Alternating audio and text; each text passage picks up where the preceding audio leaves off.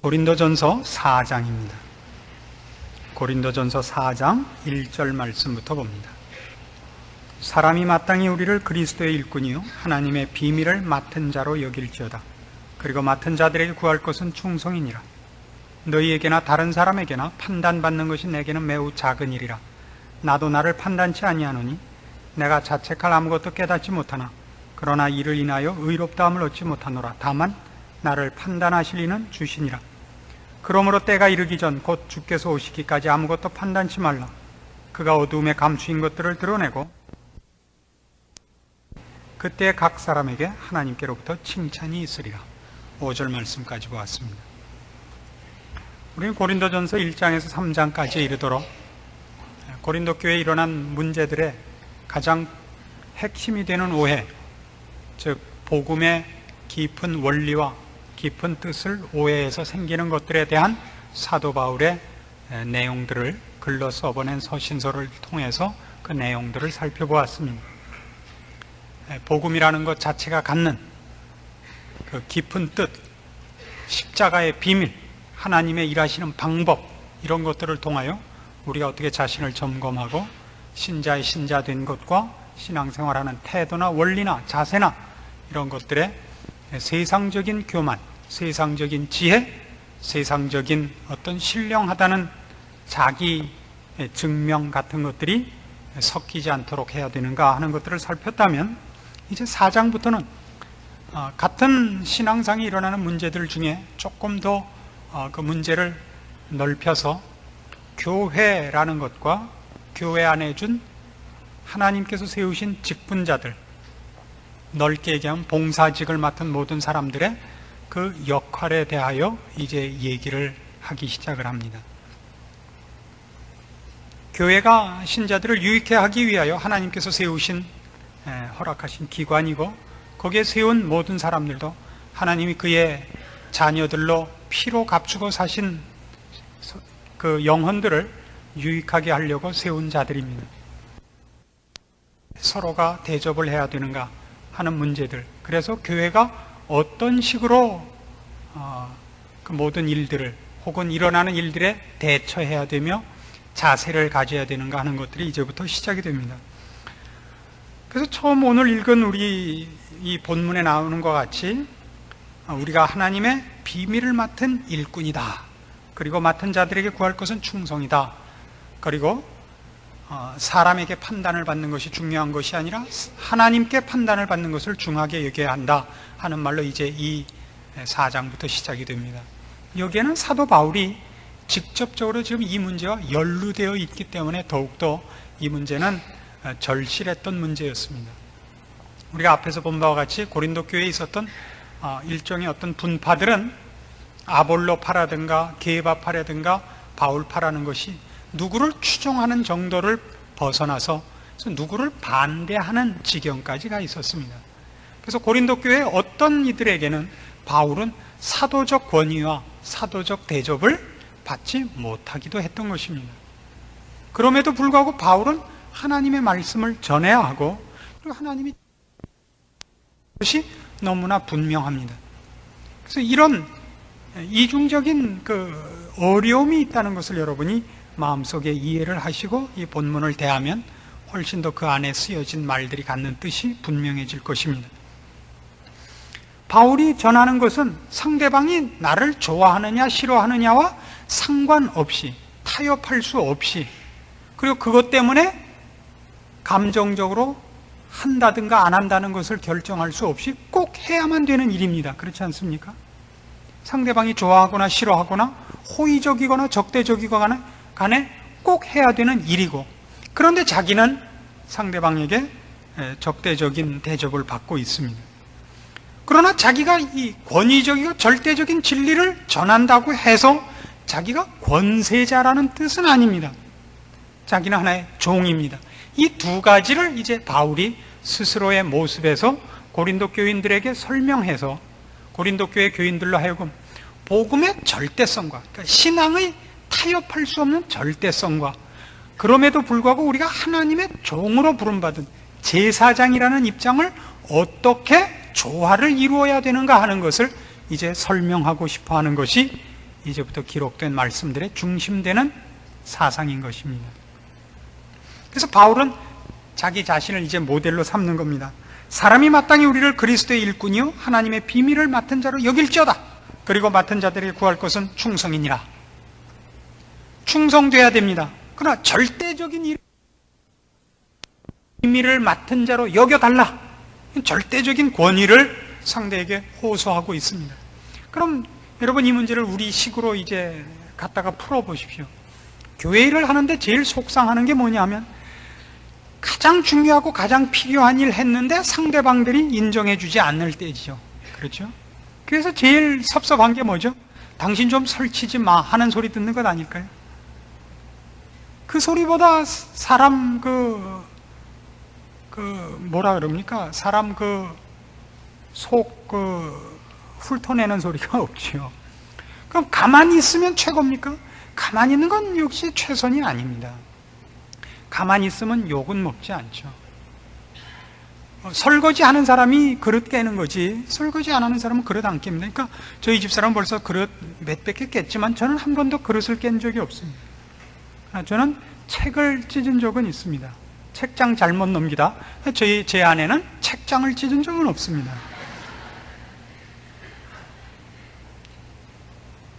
교회 안에서 일을 한다는 것은 그 사람이 최고의 적임자이기 때문에 꼭 일을 하는 것은 아닙니다.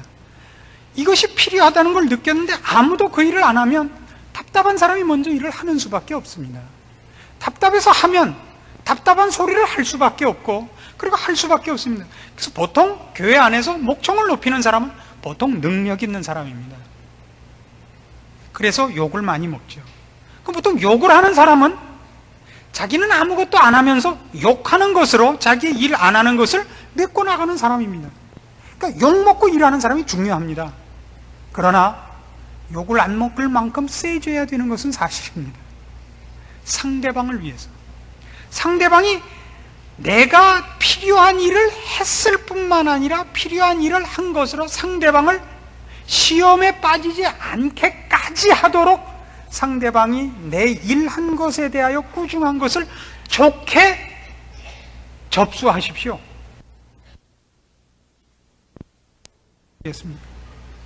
그러니까 나는 그래도 일했다. 당신은 아무것도 안 하고 나 욕하는 것은 당신이 나만 못한 것이다. 이렇게 싸우지 말고, 답답해서 일을 한 사람은 능력 있는 사람이요, 안목 있는 사람입니다. 그 사람이 그 일도 안 하고 꾸중을 하는 사람하고 똑같이 아무 일도 안 하고 무슨 잔소리야 라고 싸우지 말고, 일을 한 사람은 일을 했을 뿐만 아니라 거기다 덕을 세우는 싸움을 해나가십시오. 남이 뭐라 그러는 걸 들을 때 점점 더 앞으로 나가는 싸움을 하자고요. 물러서는 싸움은 하지 말자고요. 좋다, 내가 일했더니 뭐 설치지 말라고? 그래, 나 안 할 테니까 너희들 하는 꼬라지 좀 보자. 물러서는 싸움은 하지 말자고요. 좋습니까? 제가 이렇게 말씀 사역을 맡고서 가장 크게 유혹을 받는 것 중에 하나가, 실력 이상의 설교를 하고 싶은 유혹을 받는 것이 큰 유혹 중에 하나입니다. 또 하나는 이런 유혹이 있습니다. 해야 될 말을 정확하게 전달해야 되는데 그것으로 인하여 또 시비를 거는 사람이 있어서 꼭 해야 될 말을 이렇게 다 하지 못하게 되는 것도 시험이라는 걸 발견을 했습니다. 그래서 어느 날 할 말은 하고 욕을 먹자. 그러나 가능한 한 이제는 저도 싸움을, 그 말을 분명하게 전달하면서 시험에 걸리지 않는 부드러운 말을 택하자, 이런 생각을 했다고요. 괜찮죠? 아니, 듣기 싫으면 나오지 마세요. 이거는 무책임한 발언이라고요. 멋있어져야죠. 이제 30대 40대는 달라져야죠. 30대와 40대는 내일 모레 이제 50인데 이제 달라져야죠. 이거 가야죠. 그렇지 않습니까? 신앙도 그래야죠. 이거 가야죠. 능력이 전부가 아닙니다. 그럼 능력이 전부가 아니면 뭐냐? 가만히 있는 것이 전부냐? 그건 더 아니죠. 능력 있어야죠. 능력 있고 또 깊어져야죠. 능력 있고 또 깊어져야죠. 더 멋있어져야죠. 더 깊어지고 더 풍성해지고 더입니다. 뭐든지. 이것이 지금 바울이 우리에게 가르치려고 하는 것입니다. 그래서 이제 바울의 그 종의 모습을 보고 바울이 자기 일을 어떻게 유감없이라는 건 좀 우습습니다만, 그러니까 하나도 양보하지 않고 자기 일은 일대로 하고 그러면서도 종의 노릇은 제대로 하는 그 모습을, 그 조화를 우리가 보기로 합시다. 그러기 위해서 중요한 것은 바울이 도대체 어떤 그 마음속에 원리와 신앙적인 어떤 정리가 되어 있길래 이 두 가지 사실은 조화시키기 어려운 이 일을 제대로 이루어내는가 하는 것이 우리가 풀어야 할 궁금증 중에 하나입니다. 사도 바울이 자기를 반대하고, 바울은 우리보다 훨씬 또 낫지 않습니까? 훨씬 양보하고 겸손하고 인내하고 사실은 거칠 것을 두지 않음에도 불구하고 공격을 당하고 있음에도 불구하고 억울하게 짝이 없음에도 불구하고 아직도 피 끓는 정열을 가지고 목숨을 걸고 열심을 가지고 자다가라도 벌떡 일어나서 이 일을 아직도 힘있게 하는 원인이 뭐냐? 이유가 뭐냐? 우리는 이런 데서 그의 사역의 어떤 그 정열, 에너지 이런 것들을 발견합니다. 3장 23절에 있는 너희는 그리스도의 것이요 그리스도는 하나님의 것이니라 하는 이런 말씀입니다. 여기서 너희라는 것은 우리가 하나님의 사람으로 제사장의 직분을 맡고 있는 것을 말하고, 지금 시점에서는 바울도 포함된 모든 신자를 향한 어떤 그 깨우침을 요구하는 표현입니다. 그러니까 자기 것이 아니다 이거죠. 자기가 자기 것이 아닙니다. 자기 것이 아니면 자기 좋은 대로 할 수는 없고 자기 감정대로 살 수는 없습니다. 남의 것입니다. 부부가 그렇습니다. 따로 기대를 하고 만나는 것입니다.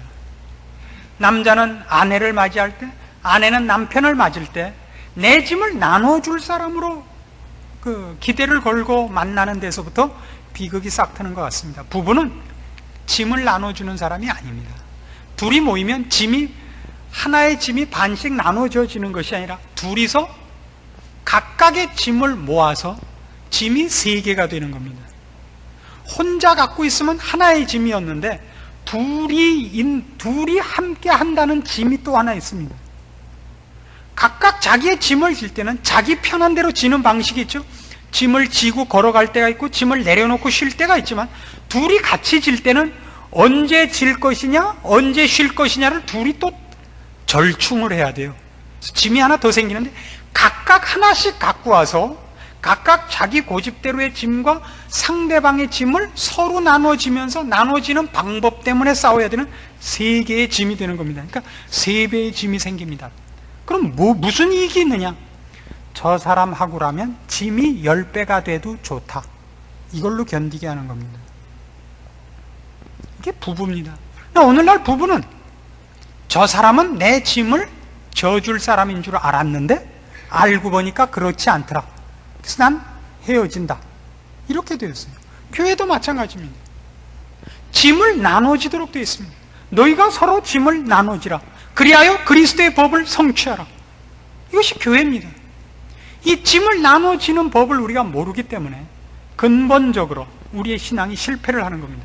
그 훈련과 실천이 가정과 교회에서 먼저 돼야 되는데, 가정과 교회를 짐을 남에게 맡기는 곳이라고 생각을 하니까 여러분들은 실망에 차서 돌아가고, 그리고 여러분이 해서는 안 되는 얘기를 하는 겁니다. 가정이란, 부부란 다 그런 거지 뭐 라든가, 교회도 다 그런 데예요, 기대 걸지 마세요 라는 그런 말도 안 되는 얘기를 하는 것입니다. 그렇지 않습니다. 가정이란 무엇으로도 대신할 수 없는 놀라운 그 관계고, 교회란 다른 무엇으로도 대체할 수 없는 또한 복된 장소입니다. 이걸 여러분이 절대 놓치면 안 됩니다. 그래서 우린 주님의 것입니다. 아내가 되면 남편 것이 되고, 남편이 되면 아내 것이 됩니다. 그래서 서로가 서로에게 요구를 할 수 있어야 됩니다. 부부는, 요구하지 않는 부부는 그건 곤란한 부부입니다. 그럼 서로 각각 자기 짐을 지는 걸로 선을 긋기로 했다는 것이고, 그렇게 되면 그 부부는 이미 깨진 가정입니다. 싸우지 않는 부부는 물론 완벽하게 합치됐거나 아니면 완벽하게 사실은 남남인 것입니다. 교회도 그렇습니다. 교회는 서로가 서로에게 요구해야 됩니다. 당신 너무 설치는 것 같아. 이 말 해야 됩니다. 나 좀 도와주십시오. 또 얘기를 해야 됩니다. 그것이 없으면 교회는 사실은 교회가 아니고 극장이 되는 겁니다. 영화를 보러 와서 같은 시간에, 우연히 같은 시간에 모인 것에 불과해지는 것입니다.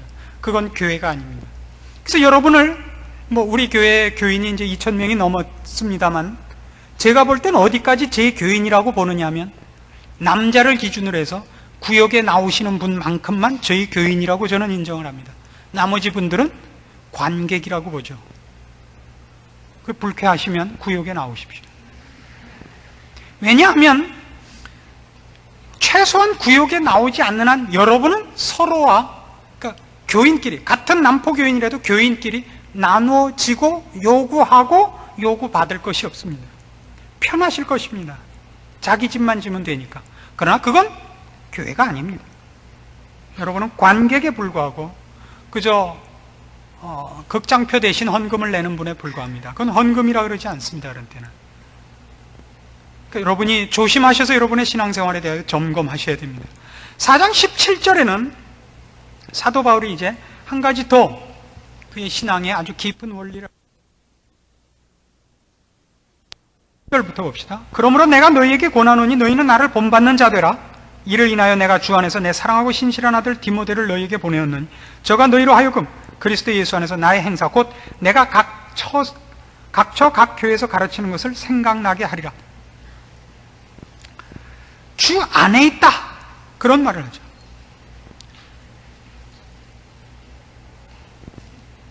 디모데를 보내는 것도 주 안에서 보내고 내가 행한 모든 것도 그리스도 예수 안에 있는 것이라, 이렇게 얘기를 합니다.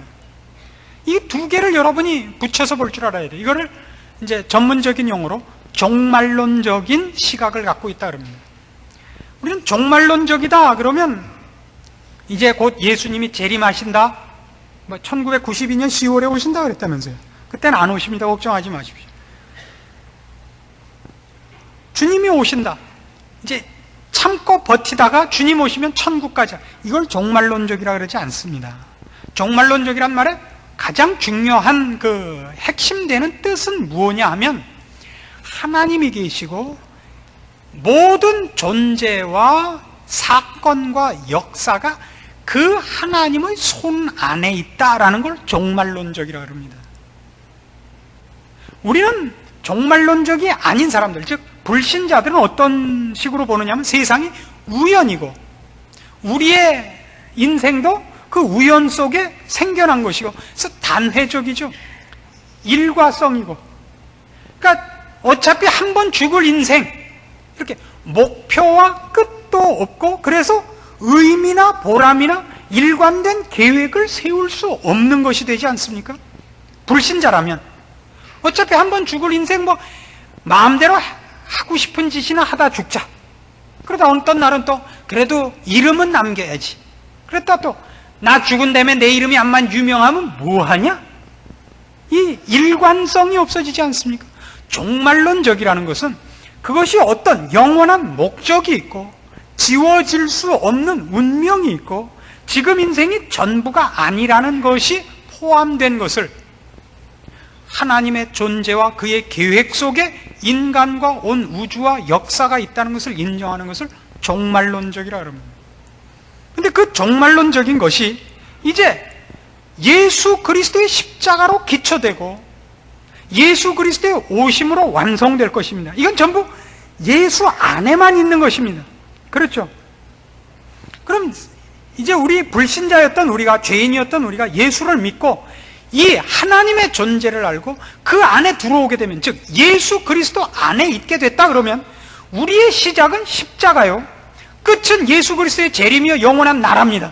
그러면 십자가와 영원한 나라 사이를 연결하는 그 과정은 그걸로 제한을 받을 수밖에 없지 않습니까? 안 그렇습니까? 십자가로 기초되고 영원한 나라로 결과되는 이것으로 분명하게 제한을 받을 수밖에 없습니다. 이것을 빼놓고 다른 것으로는 이 과정은 이 속에 혼합될 수가 없습니다.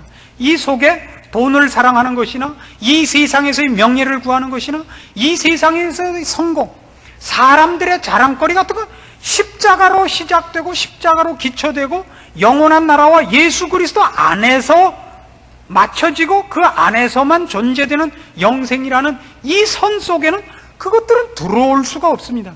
그렇다면 결국 신자의 지금의 생애라는 것은 현재, 현실, 지금이라는 순간은 다 이 선상, 십자가와 예수 그리스도의 영원한 나라라는 선상에서 벗어날 수 없게 누구에게나 고정될 수밖에 없지 않습니까?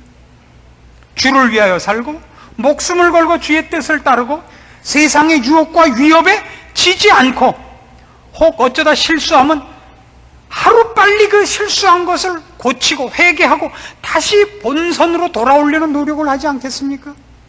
안 그렇겠습니까?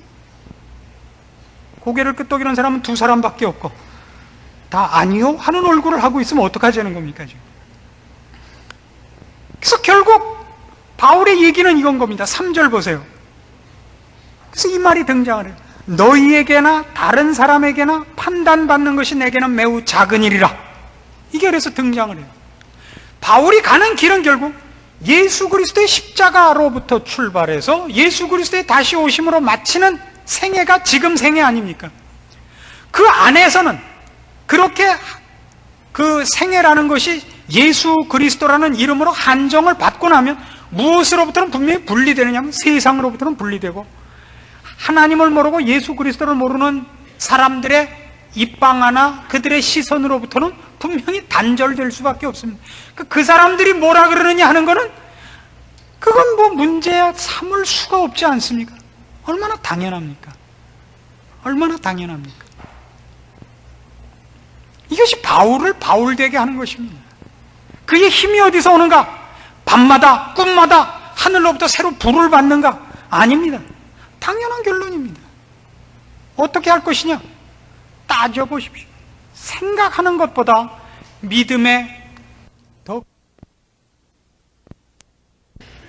우리는 이 문제를 이미 어디에서부터 발견하느냐 하면 여러분 잘 아시는 대로 산상설교에서 발견합니다. 공중 나는 새를 보라. 들에 핀 백합화를 보라. 오늘 있다 내일 아궁이에 던지우는 들풀도 이렇게 잎이 식거든 하물며 너희 일까 보냐 믿음이 적은 자들아. 이건 다 어떤 논리성을 갖고 있지 않습니까? 공중 나는 새를 보면 새 배때기에 무슨 뭘 보냐 이렇게 써 있습니까? 예수 열심히 믿어라 이렇게 써 있어요. 들에 핀 백합화를 보면 백합화에서 향기가 예수 이렇게 나요? 아닙니다. 보고 공중 나는 새를 보라. 창고가 있냐 길쌈을 하냐 그래도 하늘에 계신 너희 천부께서 입히신다. 하물며 너희일까 보냐. 생각을 하라고. 생각을. 그래서 모든 싸움은 이제부터 그겁니다. 신앙이란 결국 생각하는 겁니다. 왜요? 불신자는 아무리 생각해도 되지 않는 것이 그들은 하나님이 계신 줄 모르고 십자가가 뭔지를 모릅니다. 그러니까 아무리 생각해도 안 되죠. 뭐와 같으냐면 구구단 모르고 방정식 푸는 거죠. 꼴찌와 한심이의 구구단법을 아시죠? 36은 36, 67은 67, 28은 28. 앞에 있는 거 앞에 붙이고 뒤에 있는 거 뒤에 붙이는 구구단으로 외우면 전부 다 다를 수밖에 없습니다. 구구단을 외우면 그 다음에 9를 9번 더하는 미친 짓 안 합니다. 9, 81이죠. 저희 딸은 가끔 82도 됩니다만 여러분도 마찬가지입니다. 불신자가 아닙니다. 여러분은 십자가를 알고 있는 사람입니다. 십자가로 거듭난 사람입니다. 하나님을 알고 있습니다. 그게 바울의 얘기입니다. 생각하라 이겁니다. 생각하라. 바울은 왜 이렇게 사느냐? 그는 왜 남다른 믿음을 가졌느냐? 생각한 것입니다. 다른 거 하나도 없어요. 생각하십시오. 여러분이 신자라는 걸 생각하십시오. 누구에게 잘 보여야 되는가를 생각하십시오. 그래서 뒤에 보십시오. 이렇게 되어 있죠. 4절. 내가 자책할 아무것도 깨닫지 못하나 그러나 이를 인하여 의롭다함을 얻지 못하노라. 다만 나를 판단하실 이는 주시니라. 이 싸움을 하셔야 되는 겁니다. 신앙이란 다른 거 아니에요. 주님께 잘 보일 것이냐 사람에게 잘 보일 것이냐의 싸움입니다. 결국 5절. 그러므로 때가 이르기 전 곧 주께서 오시기까지 아무것도 판단치 말라. 그가 어둠에 감추인 것들을 드러내고 마음의 뜻을 나타내시리니 그때 각 사람에게 하나님께로부터 칭찬이 있으리라. 이제 초점은 분명해졌습니다. 우리도 바울이 믿는 것을 믿고 있고 바울이 아는 것을 알고 있습니다. 그럼 싸움은 하나입니다. 이제 신앙 싸움은 누구에게 잘 보일 것이냐입니다. 누구에게 잘 보일 것이냐? 하나님에게 잘 보일 것이냐? 사람에게 잘 보일 것이냐? 그 싸움입니다. 그걸 다른 말로 여기 있는 2절엔 이렇게 돼 있죠. 맡은 자들에게 구할 것은 충성이니라. 이렇게 나오는 겁니다. 누구에게 충성하는 겁니다. 누구에게? 하나님께. 그가 복음을 전하러 왔습니다. 사람들에게 그가 배척받지 않고 오해받지 않기를 원하는 것은 자기 자신을 위해서가 아니라 자기가 전할 복음의 중요성 때문에 그렇습니다. 그러나 사람들이 자기를 어떻게 대접하든 그는 사람들에게 아첨 떨 마음은 없습니다. 왜요? 그는 하나님의 종이지 사람들의 종이 아닙니다. 그는 누구에게 잘 보여야 되냐면 하나님께 잘 보여야 됩니다. 그게 충성입니다. 그게 충성. 오늘날 신자들의 충성은 사람들에게 보이는 충성일 경우가 너무나 많습니다. 일 열심히 한다, 신앙 좋다를 사람에게 듣는다 말이죠. 갈라디아서 1장으로 가보십시오. 이런 구절들 좀 써놓으세요. 집에다 이런 건 써놓지 마세요. 할 수 있거든이 무슨 말이냐, 믿는 자들에게는 능치 못할 일이 없느니라, 이런 거 써놓지 마시고, 사랑하는 자여 내 영혼이 잘됨같이 네가 뭐죠? 강건하고 범사에 뭐예요? 범사에 잘되고예요? 하여튼 그 구절을, 성경 구절인데 읽기도 싫어요. 하도 사람들이 갖다가 자기 마음대로 써. 그런 거 오늘 저희 가면 다 띄시고 뭘 붙이세요? 이걸 붙이세요. 갈라디아서 1장 10절. 이게 참 좋은 성경이에요. 이제 내가 사람들에게 좋게 하랴 하나님께 좋게 하랴, 사람들에게 기쁨을 구하랴, 내가 지금까지 사람의 기쁨을 구하는 것이었다면 그리스도의 종이 아니니라. 아셨어요? 그리고 그 뒤에다 괄호치고 내가 이렇게 안 살면 개새끼다, 이렇게 좀 써놓으세요. 여러분은 저를 만나서 참 복된 거예요. 이게 중요한 겁니다. 그러니까 여러분은 집 안에 액자 속에 써붙인 성경 구절도 뭐냐면 전시용이에요. 그것도 내게 능력 주시는 자 안에서 내가 모든 것을 할 수 있느니라. 문딩이 연병하는 겁니다. 문딩이 연병하는 거예요. 그런 거 좋아하지 마세요. 아니 좋아하십시오 이렇게 말하면 안 되죠. 좋아하십시오. 그러나 그 밑에 뿌리가 이런 것들이 있고 그 위에 그게 꽃으로 피어 있어야 돼요. 꽃만 있고 뿌리가 없으면 어떡해요? 그 꽃이 며칠을 가겠어요? 아니 몇 시간을 가겠어요 도대체가? 그 꽃이 그러니까 나중엔 조화가 되는 수밖에 없어요.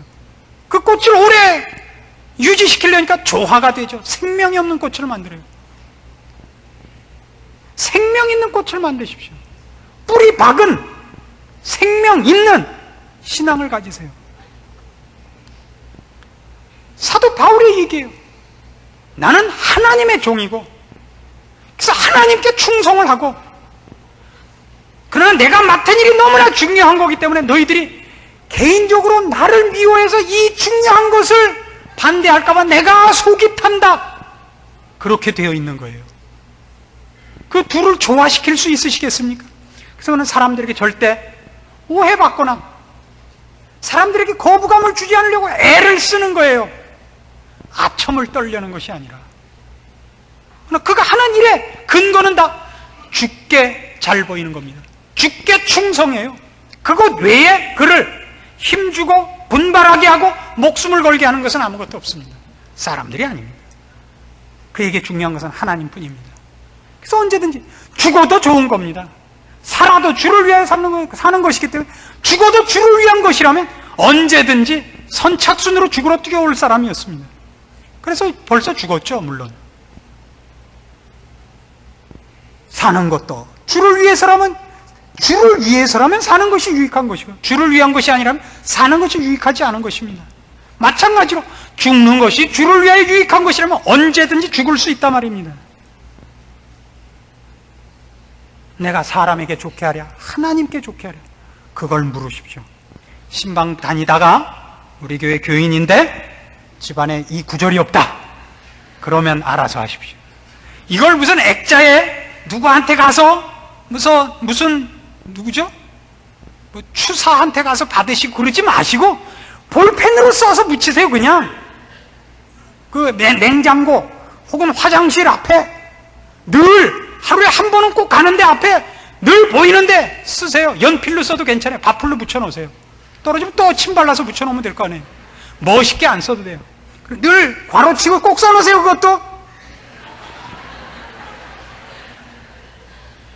내가 누구의 것이냐, 내가 뭘 위해 존재하느냐, 이걸 잊지 않아야 되는 겁니다.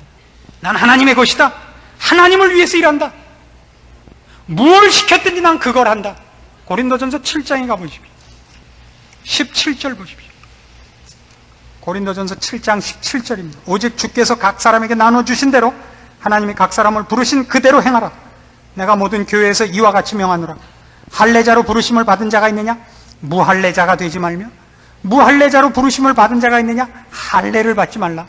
할례 받는 것도 아무것도 아니요, 할례 받지 아니하는 것도 아무것도 아니로되 오직 하나님의 계명을 지킬 따름이니라. 각 사람이 부르심을 받은 그 부르심 그대로 지내라. 네가 종으로 있을 때 부르심을 받았느냐? 염려하지 말라. 그러나 자유할 수 있거든 차라리 사용하라. 주 안에서 부르심을 받은 자는 종이라도 주께 속한 자유자요, 또 이와 같이 자유자로 있을 때 부르심을 받은 자는 그리스도의 종이니라. 너희는 값으로 사신 것이니 사람들의 종이 되지 말라. 형제들아, 각각 부르심을 받은 그대로 하나님과 함께 거하라. 하나님의 종이요, 하나님이 여러분에게 맡긴 일을 하는 데만 정신을 쏟으시고 사람이 여러분을 공격하는 것을 변명하느라고 여러분이 맡은 일을 못하는 미련한 자리에 빠지지 말라고요. 알아들으세요? 여러분이 공부를 못하셨습니까? 대학을 못 나오셨습니까? 괜찮아요. 그렇게 뭘 하느냐면 주의 일을 하고 사랑하고 열심히 살고 충성되고 그러시라고요. 여러분이 목청이 좋으셔서 성가를 하시고 성가를 하세요. 난 반사를 하고 싶은데 밤낮 성가대장이 나를 못 나가게 하니까 난 성가대만 해서 불쾌, 그러지 마시고 성가 열심히 하세요. 누가 이렇게 약 올릴 수 없죠. 가르칠 실력이 없으니까 성가대만 하지. 성가야 뭐 머리로 하나 목으로 하지. 요 따위로 약 올릴 수 있다고요. 내가 머리가 있다는 걸 보여주겠다. 성가대를 박치고 나와서 교사를 한다. 이러지 말라 말이에요. 그 싸움에 말려들지 말라고요. 저 사람은 성격이 이래. 그 소리 때문에 성격이 그렇지 않다는 것을 증명하기 위해서 금강산에 가서 학조 스님을 만나서 3년간 면벽 대좌를 해서 뭐 성품을 고치고 이러지 마시고 맡겨진 길을 가세요. 하나님이 나를 부르시고 나에게 맡긴 일을 하세요. 사랑하며 양보하며 충성되며 적은 일에 복종하는 하나님께서 맡긴 일을 하세요. 그 일을 더 잘하기 위하여 돈을 더 벌어야겠다, 더 유명해져야겠다, 이런 생각 하지 마세요. 필요하면 하나님이 주실 것입니다. 뭐가 되지 말라고요? 이 모든 얘기가 무엇에 관한 싸움인지 아세요? 우리에게 맡겨진 일을 흔들려는 사탄의 시험인 거예요. 우리의 약점을 공격함으로써 하나님이 맡기지 않은 것을 약점으로 공격하여 그것까지 완벽하게 치장하여 나를 증명하다가 뭘 못하게 하느냐? 하나님의 종로로 탈 기회를 박탈하려는 겁니다. 그래서 뭐라고 되어 있어요? 끝절에 24절 아니 23절 너희는 값으로 사신 것이니 사람들의 종이 되지 말라. 이 말이 나오는 이유가 이건 거예요. 사람들의 종이 되지 말고 하나님의 종로로서 하십시오. 남이 여러분을 뭐라고 그래도 거기에 흔들려서 딴짓하지 마십시오. 그것이 예수님이 받으신 시험입니다. 공생애를 시작하실 때 사탄이 찾아와서 3번의 모든 시험이 다 뭐냐면 네가 만일 하나님의 아들이거든요. 네가 만일 하나님의 아들이거든 이 돌들을 명하여 떡덩이가 되게 하라. 지금 예수님은 하나님의 종으로 왔습니다. 자기의 뜻대로 하지 않고 하나님의 요구대로 모든 일을 순종하러 오신 것입니다. 그래서 언제나 답을 어디로 돌리시느냐 하면 아버지의 뜻으로 돌리는 겁니다. 사람이 떡으로만 사는 것이 아니라 하나님의 입으로 나오는 말씀으로 산다. 성전에서 뛰어내리라, 내게 절하라, 모두 어디로 갑니까? 하나님께만 경배하라. 네 하나님을 시험치 말라. 여러분, 그렇게 여러분의 신앙을 점검하십시오. 결국 싸움은 언제나 어디에서 생기느냐? 하나님의 하나님 되심을 놓칠 때 생깁니다. 우리는 그의 것이요 그의 종입니다. 사람들의 유혹하는 말, 사람들의 그 그 속 훑어내는 말에 지지 마십시오. 네가 만일 하나님의 아들이거든 내려와보라. 십자가에 달리신 예수 그리스도께 그를 못 박은 자들이 조롱한 얘기였습니다. 여러분들과 저는 100이면 100 다 어떻게 할 거예요? 그 말 들으면 내려오죠. 뭐 내려왔다. 귓쌈한데 올려붙이고 다시 올라갈 거 아니에요.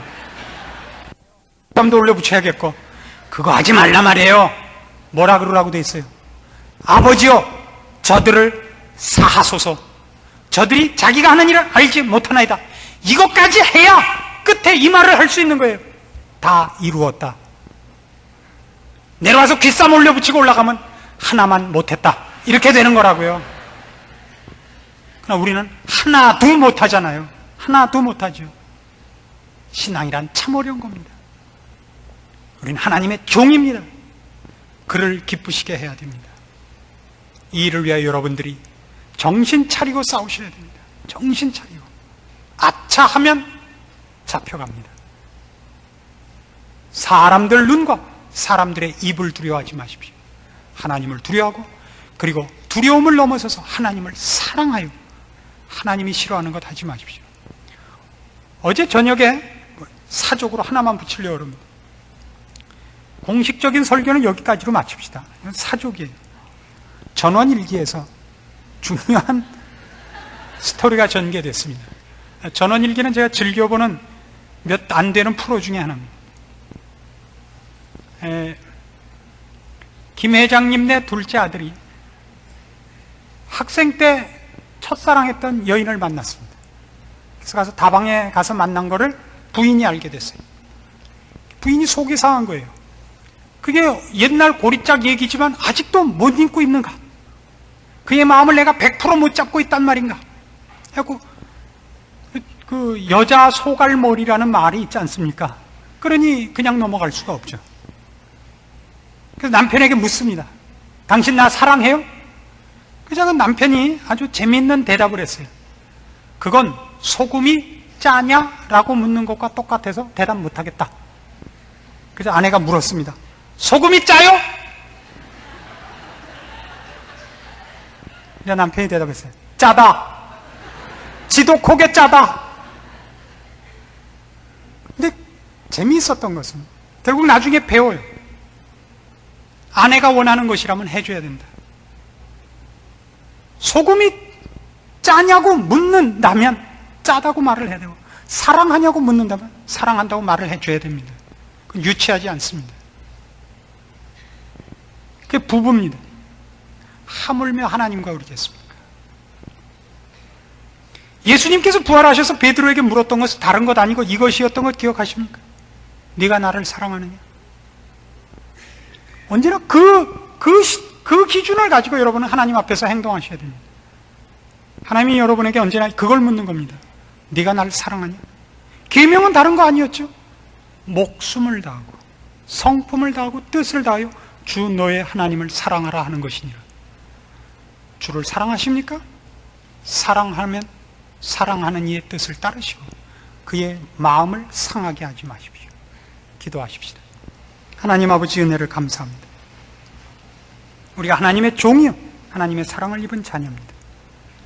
우리의 삶이 주의 것이 되었으며 주 안에 있게 되었음을 감사하는 것만큼 주의 자녀답게 살게 하시고 주를 기쁘시게 하는 자가 되게 하시옵소서. 아무도 자기를 위하여 살지 말게 하시고 사람을 기쁘게 하는 시험에 빠지지 말게 하옵소서. 그것은 하나님을 사랑하지 않는 것이기 때문입니다. 우리가 하나님을 사랑한다고 지금 다시 한번 고백합니다. 이 말을 지킬 수 있도록 우리에게 담대한 믿음과 그리고 인내하는 충성심을 주시옵소서. 예수님의 이름으로 기도합니다. 아멘.